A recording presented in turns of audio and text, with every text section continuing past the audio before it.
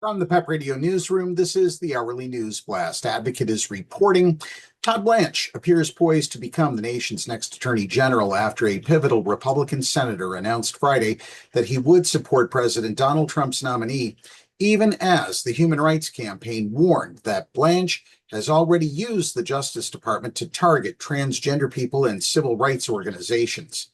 Senator Bill Cassidy of Louisiana said Friday that he would vote to confirm Blanche, Trump's former personal defense attorney, who has served as acting attorney general since April. Cassidy's support appears to give Blanche the votes he needs despite opposition from Republican Senators Lisa Murkowski of Alaska and Susan Collins of Maine. Collins is facing a tough reelection campaign.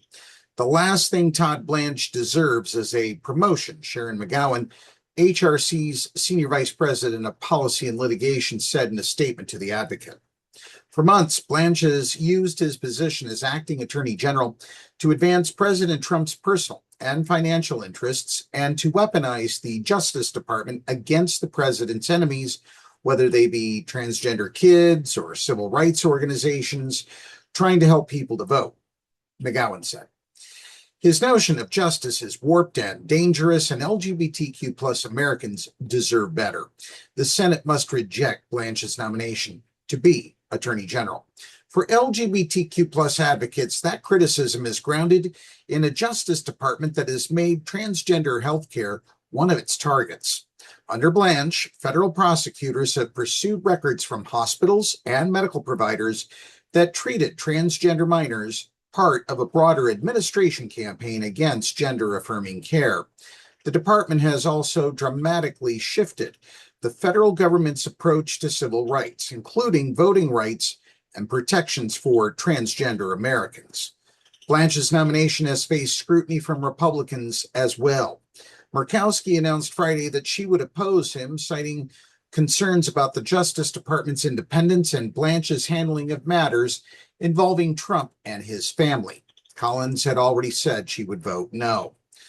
Other Republican holdouts ultimately fell into line after Blanche made concessions over a proposed $1.8 billion anti-weaponization fund that had drawn concerns from Senators John Cornyn of Texas and Tom Tillis of North Carolina.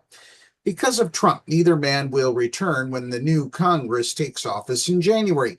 Blanche agreed to abandon the fund and helped move his nomination through the Senate Judiciary Committee. Cassidy had remained one of the final uncertainties. Mr. Blanche is not perfect, and he will tell you this, Cassidy said on the Senate floor Friday before announcing his support. But the choice is not between Mr. Blanche and perfection.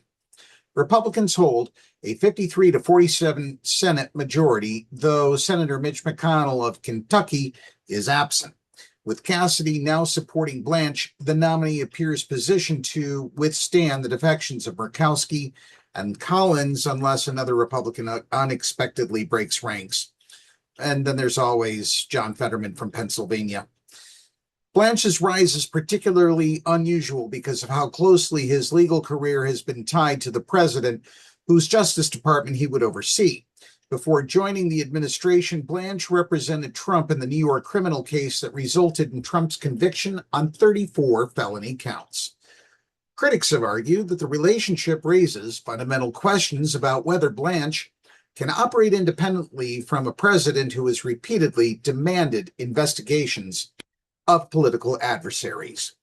That's the News Blast at this hour. PEP Radio is available on the Live 365 app, the homepage at paequality.com, Roku, Alexa, and wherever you find streaming radio. Up next, we have the Meadville area weather forecast here on PEP Radio.